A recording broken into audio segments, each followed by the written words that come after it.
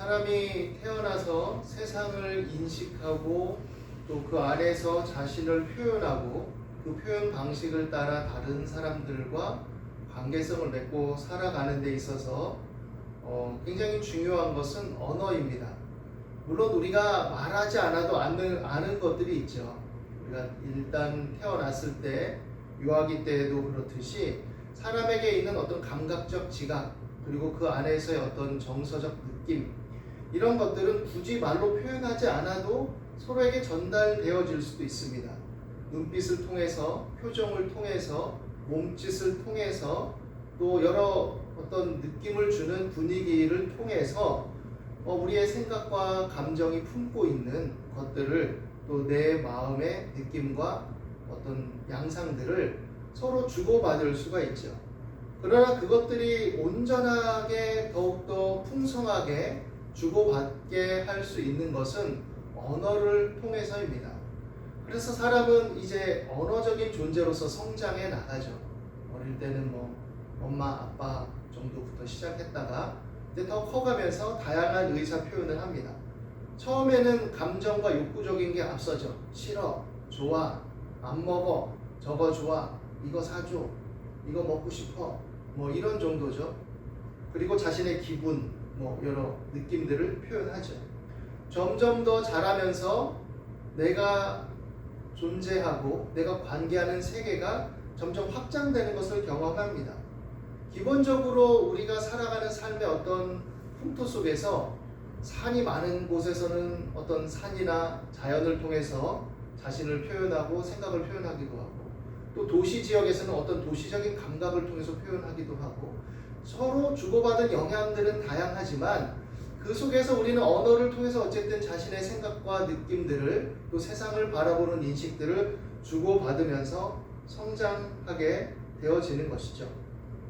그래서 언어는 굉장히 중요합니다. 그리고 이 언어를 풍성하게 즉 나의 생각과 느낌과 감정들을 또 내 안에 일어나는 여러 가지 심상들을 또한 다른 사람들에게 전달하고 내가 조금 더 명확하게 인식하기 위해서 언어화하는 이 과정들에는 어떤 지적인 양상들도 굉장히 필요한 것이죠. 그래서 사람들이 어떤 정보를 접하기 위해서 미디어를 접하기도 하고 또 공부도 하고 책도 읽고 강의도 듣고 다양하게 그것들을 통해서 자신을 형성해 나가고 또 사회적 관계성을 맺어가게 되는 것이죠.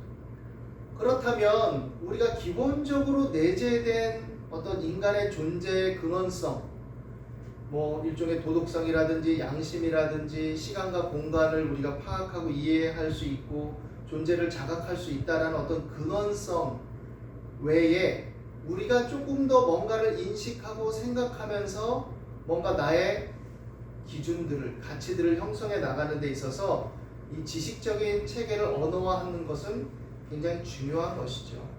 정도의 차이는 있지만 사람들은 이것들을 통해서 자신을 더욱더 가꾸어 나가는 것이고 자신의 생각을 정교하게 표현하고 정교화시켜 나가는 것이죠.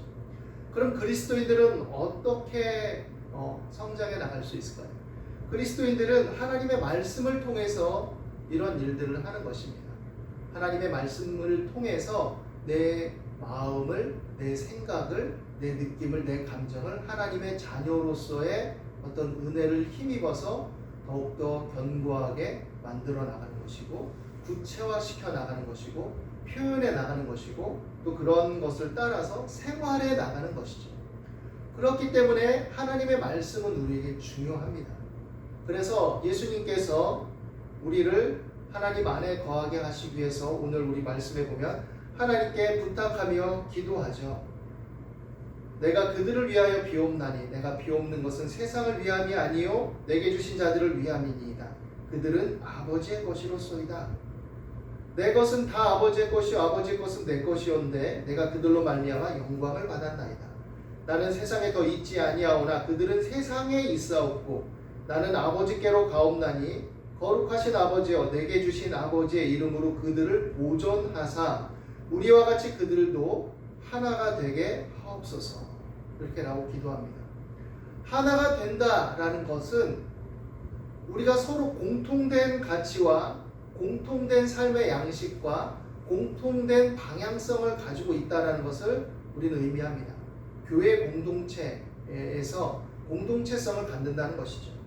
오늘날 신앙도 개별적인 주체성을 갖고 있어야 되는 것은 맞지만, 그러나 이 개별적 주체성이라는 것은 공통 분모 하에서 일어나는 다양성과 개별적 주체성인데, 우리가 이것을 잘 이해하지 못할 때가 있는 것 같아요. 신앙은 하나님을 나만 잘 믿으면 되는 거지.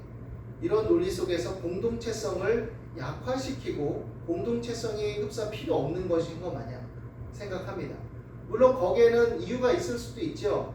공동체가 보여준 문제들, 교회 공동체가 만들어낸 잘못된 양상들, 사회 일각에서 비난받는, 또 비판이 대상이 되는 공동체성의 어떤 오류들, 그릇된 문제를 만들어낸 점들, 지나치게 목사 중심주의가 돼서 그 속에서 사고가 경직되고, 또 건전한 사고와 또 대화와 어떤 건전한 논쟁들이 상실해버린 현실들, 이런 것들이 많은 문제를 자아내서 회의하게 만들고, 때로는 교회라는 어떤 물리적 공간을 떠나서 홀로 그냥 신앙생활을 하면서 나는 하나님을 그래도 믿어 라고 말하는 그런 차원에 있는 것이죠. 그 사람이 신앙이 없다고 말할 수는 없죠. 그러나 공동체성을 갖고 살아가는 것이 사실은 성경이 우리에게 주신 뜻입니다. 그 공동체성을 건강하게 일궈야 나가는 것이죠. 물론 공동체가 항상 힘있고 건강하고 바르고 건전한 방향으로만 간다면 얼마나 좋겠습니까? 그러나 신약의 교회들도 보면 그 안에 다양한 문제들이 있습니다. 세상에서 형성된 여러 습성들, 세상에서 살아가면서 형성된 여러 고집과 욕망의 체계들, 이런 것들을 교회 안에 와서도 버리지 못하고 그대로 드러내는 양상들을 보여주죠. 우리가 특별히 고린도 교회 얘기를 할 때 그런 얘기들을 많이 하죠. 고린도 교회의 문제들이 그런 것들을, 세상의 어떤 사조나 습성이나 어떤 관습이나 욕구들을, 그런 양상들을 그대로 가지고 들어와서 교회 안에서도 그런 것들을 표출하고 그것을 통해서 파당을 짓고 부도덕한 행실들이 등장하고 그것들에 대해서 건전하고 건강한 치리를 하지 못하고 다양한 일들이 일어나죠. 그것들에 대해서 우리가 인식하고 자각하면서 공동체성을 건강하게 해나가기 위해 교회 안에 건전한 치리와 또 자각과 반성과 건전하고 발전적인 논쟁과 대화와 이런 것들은 있어야 되죠. 목회자가 그런 일들을 건강하게 이뤄나가기 위해서 힘써야 되고 성도들도 그래야 됩니다. 그런데 많은 회의에 빠진 분들이 목회자마저 그런데 무슨 교회의 건강성을 유지할 수 있느냐라는 말을 합니다. 물론 맞는 말이기도 하죠. 그 사람이 경험한 현실은 그런 경험들 속에서 상처와 아픔과 또 문제를 발견했기 때문이죠. 그렇지만 여러분, 중요한 것은 그럼에도 불구하고 우리는 주 안에서 공동체성을 유지하고 그 공동체성을 건강하게 회복해야 될 사명을 가지고 있다라는 것입니다. 그래서 우리가 하나가 되게 하기 위해 주의 말씀으로, 말씀의 체계로, 말씀의 가치와 분별로 돌아가야 되는 것이고, 그리고 그 안에서 아버지의 이름을 힘입고 그 아들이신 예수 그리스도의 이름을 힘입어서 기도해야 되는 것이죠. 예수님도 제자들을 위해서 기도했는데 제자들이 수준이 높고 뛰어나고 잘난 것은 아니었습니다. 여전히 부족하고 결함이 있고, 이렇게 애절하게 기도하고 3년 반의 공생애 동안 동고동락하고 이것저것 다 봤음에도 불구하고 예수님이 잡혀갈 때 그들은 다 도망가 버리죠. 그들의 한계요, 또 힘겨움이며 연약함이죠. 예수님은 그것을 알면서도 기도했습니다.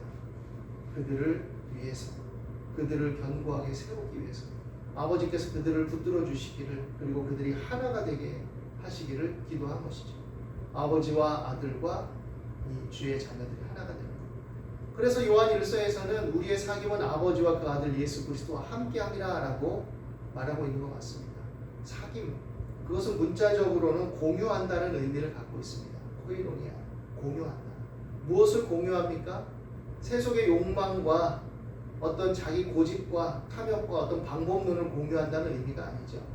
아버지와 그 아들 안에 있는 생명을, 그 말씀의 교훈을, 그 진리의 체계를, 거기에 따르는 삶의 실천적인 방향성과 실천적인 행실들을 서로 힘을 합하고 마음을 나누어 공유한다라는 의미를 가지고 있는 것이죠. 그래서 그것을 위해서 애쓸 때 우리는 하나가 되는 것입니다. 그리고 그것을 통해서 우리가 이 땅을 살아갈 때 하나가 되어서 이 땅에서 하나님의 뜻을 실현해 나가고 또 세상이 부러워할 만한 공동체성을 표출할 수 있게 되는 것이죠. 그러기 위해서 우리는 하나님의 말씀과 기도에 더욱더 힘을 써야 되는 것입니다. 하나님의 말씀과 기도 안에서. 그러면 하나님의 말씀을 통해서 우리가 하나가 된다는 것은 무엇을 의미하는 것일까요? 물론 예배 중심의 삶을 살고 하나님의 말씀을 묵상하고 그래야 되는 것이 기본이겠죠. 그런데 문제는 하나님의 말씀을 편취해서는 안 된다는 것이죠. 내 구미에 맞게 내가 원하는 것만 취해서는 안 되는 것이죠. 그리고 지나치게 단순화시켜서도 안 됩니다. 경직되게 그냥 그 말씀의 어떤 경직성과 교리적인 단편성을 가지고 그 말씀을 그냥 표방해서 깊이 생각하지 않는 패단을 버려야 돼요. 사실 이 점에 있어서는 지도자들의 책임이 크다고 할 수 있겠죠. 이 말씀의 맥락과 의미가 무엇인가? 이 말씀의 현재적인 의미가 어떻게 적용되어질 수 있는가? 그리고 그로 인해서 우리가 어떤 분별을 가져야 되는가? 하나님의 말씀을 깊이 생각하고 주야로 묵상하라는 의미는 막 암송하고 그 자체에만 매여서 생각하기를 주저하라 뭐 이런 의미가 아니에요. 말씀을 생각해야 됩니다. 그 말씀의 맥락 속에서 그 말씀의 정황들을 생각해야 돼요. 그리고 그 말씀이 적용되어지는 삶의 어떤 정황 속에서 어떻게 적용되어져야 되나 고민해야 되는 것이죠. 주 예수를 믿으라 그리하면 너와 내 집이 구원을 얻으리라. 그 말씀 자체의 능력이 따랐고 바울이 그 말씀을 간수장의 집에서 했을 때 그 말씀 자체를 통해서 하나님의 역사가 따르고 또 그들이 다 예수를 믿기로 작정하고 또 하나님의 자녀가 되는 길이 열린 건 맞지만 그러나 그 구원이라는 의미는 어떻게 보면 계속해서 그 믿음의 성숙을 통해 유지해 나가는 거죠. 실제적인 삶을 통해서는. 응애하고 태어난 아기가 그냥 그 존재적인 인간성을 가지고 만물의 영장인 인간이요 영혼을 가진 인간이요 하나님의 형상을 따라 지음받은 인간으로 태어났다 끝 이게 아닌 것이죠. 계속해서 경건에 이르기를 연습하는 훈련의 과정이 필요한 것이죠. 경건에 이르기를 연습한다는 것은 말씀과 기도 안에서 살아가는 것입니다. 그 살아간다는 것은 여러 갈등과 힘겨움들을 주저하지 않는 거예요. 사회적인 문제, 여러 이슈들, 내 삶의 어떤 윤리적인 쟁점들, 내가 어떤 선택의 기로에 서 있을 때의 문제들, 거기서 그냥 잘 먹고 잘 살고 성공하는 것만 내가 취하는 것이 아니라 윤리적인 문제에 있을 때 어떤 내 것을 희생하고 또 여러 가지 문제 속에서 내가 선택해야 될 때 그때 내가 고민하고 그 말씀을 붙들어야 되는 것이죠. 그리고 그 말씀을 통해서 분별해야 되는 것이죠.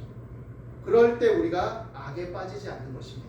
뱀같이 지혜롭고 비둘기같이 순결하라 하신 말씀은 뱀같이 지혜롭기 위해서 어떻게 보면 역으로 본다면 그게 악으로 빠진다면 굉장히 교활하고 치밀한 거잖아요. 그런데 우리는 그 교활함과 치밀함이 선하고 거룩하고 의롭게 하나님의 자녀다운 방향으로 가지고 가야 된다는 것이죠. 그러나 비둘기같이 순결하기 위해서 우리는 여러 부대끼고 고통스럽고 상처받고 원망과 분노가 일어나는 삶의 부대낌 속에서 하나님의 평강을 구하고 기도하며 성령의 충만함을 구해야 되는 것이죠. 그럴 때 우리 마음의 평안 속에 우리가 삶을 왜곡하지 않고 말씀을 왜곡하지 않고 붙들게 되는 것입니다. 인류의 타락 사건으로 유명한 에덴의 사건을 보면 그 마음의 변화가 일어나고 하나님의 말씀의 왜곡이 일어나면서 사탄의 음성에 귀를 기울이는 것은 그 마음이 동요하기 시작할 때예요. 선악을 알게 하는 나무의 실과를 계속 보니까 진실로 뱀이 말한 것처럼 지혜롭게 할 만큼 탐스럽기도 한 거죠. 먹음직도 하고 보암직도 하고 지혜롭게 할 만큼 탐스럽기도 하고 그러니까 마음에 욕동이 일어나고 욕구가 일어나고 그 욕망이 그릇된 차원의 행실로서 귀결짓게 만드는 것이고 하나님의 말씀에 대한 왜곡이 일어나는 것이죠. 죽을까 하노라 라고 이렇게 말하게 되는 거죠. 죽으리라가 아니라 죽을까 하노라. 약간의 왜곡이 이제 틈타기 시작하게 되는 것이죠. 그런 차원들 속에서 우리 마음이 자기 욕심과 욕망과 분노와 원망에 사로잡히면, 불평에 사로잡히면 그것을 합리화하기 위한 여러 생각의 체계들, 내 사고의 어떤 합리화 기제들이 발동하기 시작하는 것입니다. 그래서 하나님의 말씀과 기도 안에 우리가 깨어 있어야 되는 것입니다. 그럴 때 우리가 하나가 되는 것이고 또 악에 빠지지 않고 우리가 보존되는 길인 것이죠. 내가 나를 거룩하게 하오니 이는 그들도 진리로 거룩함을 얻게 하려 함이니이다 라고 예수님은 하나님께 기도했습니다. 자신을 거룩하게 한다는 것은 세상의 어떤 유혹에, 마귀의 시험에 넘어가지 않는 예수님의 시험을 우리로 연상하게 한다라고 생각도 되어집니다. 그 속에서 육신의 정욕과 안목의 정욕과 이생의 자랑을 배제하고 손쉬운 길을 배제하고 그리고 하나님의 뜻과 하나님의 방법대로 결정을 해서 자신을 거룩하게 드려 거룩한 산 제물로 우리를 위해 바치신 것이죠. 그래서 자신을 거룩하게 함으로써 우리를 거룩하게 하기 위한 길을 열어놓으셨고 우리가 예수의 피를 힘입어서 은혜의 보좌 앞에 담대히 나아가서 무엇이든지 구하고 찾고 두드리게 하고 하나님을 아바 아버지라 부르며 기도하며 나아갈 수 있게 된 것이죠. 그렇기 때문에 그 힘을 입어서 우리가 이 세대 속에서 하나님의 선하시고 기뻐하시고 온전하신 뜻을 추구할 수 있는 하나님의 자녀다운 삶의 정체성과 길이 열리게 된 것입니다. 로마서 12장 1절로 2절을 보면 그러므로 형제들아 내가 하나님의 자비하심으로 너희를 권하노니 너희 몸을 하나님이 기뻐하시는 거룩한 산 제물로 드리라. 이는 너희가 드릴 영적 예배니라. 너희는 이 세대를 본받지 말고 오직 마음을 새롭게 함으로 변화를 받아 하나님의 선하시고 기뻐하시고 온전하신 뜻이 무엇인지 분별하도록 하라. 이 분별도 어떻게 보면 사금파리들이 그 모래 속에서 작은 금조각 하나라도 캐내기 위해서 굉장히 신중하고 면밀히 관찰하며 행하는 것을 의미하는 단어를 사용합니다. 도키마조라는 단어를 쓰는데 굉장히 신중하게 분별하라는 것이죠. 너무 손쉽게 예수님 믿고 기도하고 예배 드리고 기쁨이 있고 그러니까 하면 돼요.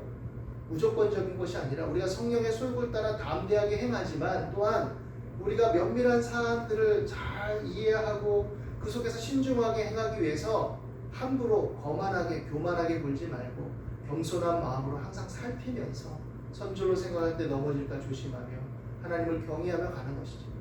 그래서 형제와 이웃을 사랑하고 또 그들과 함께하고 관용하되 함부로 예단하지 말고 함부로 판단하지 말고 긍휼히 여기며 주의 사랑 안에서 주님이 우리를 오래 참고 기다리시며 사랑하신 것 같이 우리도 사랑하며 기도하고 이 공동체성을 이루어 나가야 되는 것입니다. 이 세대를 본받지 않는 것은 무엇입니까? 이 세대는 시간적 세상이고 시간적 세상이 의미하는 바는 유행의 풍조에 따라 변화무쌍하다는 거예요. 언제는 이러한 사조가 우세하고 어떤 때는 이런 사조가 우세하고 어떤 때도 이런 느낌과 감정들의 어떤 패턴을 따라서 살아가는 삶의 방식이 합리화되고 어떤 때도 다른 방식이 합리화되고 그때그때의 사상의 체계, 사상의 시장 또한 예술, 문학 여러 다양한 장르의 일들 속에 그 속에 깃들어 있는 카르텔과 돈과 욕구를 합리화하기 위해서 만들어낸 여러 풍조들 속에 우리가 분별력을 갖고 그 속에서 좋은 것을 취하되 또한 그렇지 않은 것들을 걸러내면서 하나님의 말씀의 체계 속에서 분별을 가지고 살아내야 된다라는 것이죠. 그러므로 우리가 예수님께서 우리를 위해서 하나님께 기도하고 빌었듯이 우리도 하나님께 기도하고 빌어야 되는 것입니다. 하나님께서 자신에게 주신 자들을 다 지키고 하나도 멸망하지 않았다라고 예수님은 말합니다. 그리고 아버지께 감사합니다. 그러나 다만 멸망의 자식만 망했다라고 얘기하죠. 하나도 멸망하지 않고 다만 멸망의 자식뿐입니다. 그 멸망의 자식은 사실 가룟 유다를 의미하는 것이죠. 가룟 유다는 겉으로는 뛰어난 제자요 성실한 제자인 것처럼 보였고 굉장히 신임을 받은 사람처럼 돈계를 맡고 있었던 자이지만 그러나 그의 내면은 어그러져 있었죠. 자기 생각, 자기 욕망, 자기 고집이 꽉 들어차 있어서 주님의 말씀과 생각이 들어갈 틈이 없었어요. 그리고 주님의 뜻 안에서 진정한 자유함을 누리며 살아가기보다는 어떻게 하면 이 예수라는 자의 영향력과 힘을 이용해서 혁명의 동력으로 삼을까? 그리고 그것을 통해서 어떻게 하면 내가 한 자리를 차지할까? 이런 유의 생각들을 가지고 있었다라고 볼 수밖에 없었습니다. 그는 또 돈을 또 탐하는 마음도 있었다라고 성경의 다른 말씀에는 또 얘기하죠. 그가 비록 나중에 잘못했다라고 생각해서 대제사장에게 가서 다시 돈을 받으라고 그러고 또 돌아와서 스스로 목을 냈지만 그 모든 것들은 다 자기 뜻과 자기 판단과 자기 생각 속에서 이루어진 일입니다. 그래서 결국에는 주님 앞에 나와서 그 판단과 그 심판을 기다리지 못하고 모든 것을 다 자기가 결정해 버리는 그런 전형을 보여주고 있는 것이죠. 하나님의 긍휼과 자비를 의지하고 언제나 하나님께 나오게 되기를 바랍니다. 그리고 우리 마음을 하나님을 향함으로써 성령의 교통하심과 도우심 안에서 우리 마음의 분노와 욕심과 욕망과 두려움과 불안을 내려놓고 기도함으로써 성령의 어루만지심을 통해서 하나님의 보전과 하나님의 붙드심을 통해 하나님께서 정말로 그 피로 말미암아 우리를 거룩하게 지키시고 보호하시고 구별하시는 은혜를 누리며 나아가게 되기를 바랍니다. 우리는 약하나 우리는 부족하나 우리는 추하나 하나님 우리를 사랑하시고 그의 피로 우리를 거룩하고 의롭다 하시고 또 그러한 삶을 살아가도록 우리에게 힘주시는 분임을 믿고 날마다 주 안에 연합하고 주의 말씀과 성령으로 충만하며 기도하는 저와 여러분이 되시기를 예수님의 이름으로 축원합니다. 기도하겠습니다. 하나님, 오늘도 주의 말씀 가운데 함께 하심을 감사합니다. 우리의 생각과 감정과 행동과 이성을 밝혀주시고 정결한 마음 주시고 정직한 영을 새롭게 하여 주옵소서. 하나님을 가까이 하는 자가 되게 하시고 예수께서 우리를 아버지께 의탁하였듯이 우리도 예수 그리스도의 이름을 힘입어 아버지께 우리를 의탁하오니 하나님 우리를 붙잡아 주시고 우리를 인도하여 주옵소서. 지혜와 계시의 정신으로 충만하게 하셔서 분별 있게 하시고 또 오직 마음을 새롭게 함으로 변화를 받아 하나님의 선하시고 기뻐하시고 온전하신 뜻을 쫓아가게 하옵소서. 우리가 참된 사귐으로서 복된 것을 공유하는 믿음의 공동체를 아름답게 이뤄나가도록 주의 자녀들 가운데 역사하여 주옵소서. 감사하며 예수님 이름으로 기도드립니다. 아멘.